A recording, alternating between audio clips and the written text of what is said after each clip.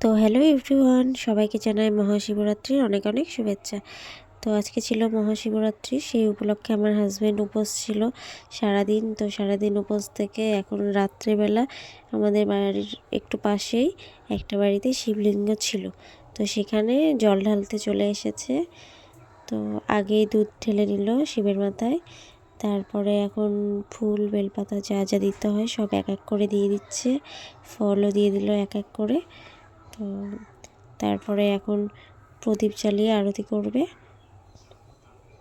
তার আগে ঘি মধু যা যা দিতে হয় দিয়ে দিয়েছে, সেটা আর ভিডিওতে নেওয়া হয়নি।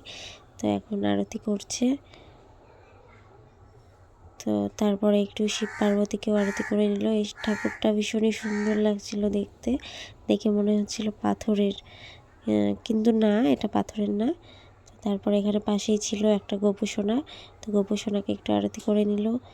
তো তারপরে এখানে আরতি করা হয়ে গেল, হয়ে যাওয়ার পরে ওখানে রেখে দিল প্রদীপটা, রেখে ঠাকুরের কাছে ঠাকুরের মাথার থেকে ফুলটা পড়ে গেছিলো, তো তারপর আর একটু দিয়ে দিল। দিয়ে দেওয়ার পরে এখন হলো ঘটে দিয়ে দিল একটু, তারপরে ঠাকুরের কাছে প্রণাম করে নিল। তো তোমাদের ভিডিওটি কেমন লাগলো প্লিজ জানিও। আর আমার হাজব্যান্ডের মতো তোমাদের কার কার হাজব্যান্ডও উপোস থেকেছে কমেন্টে জানিও।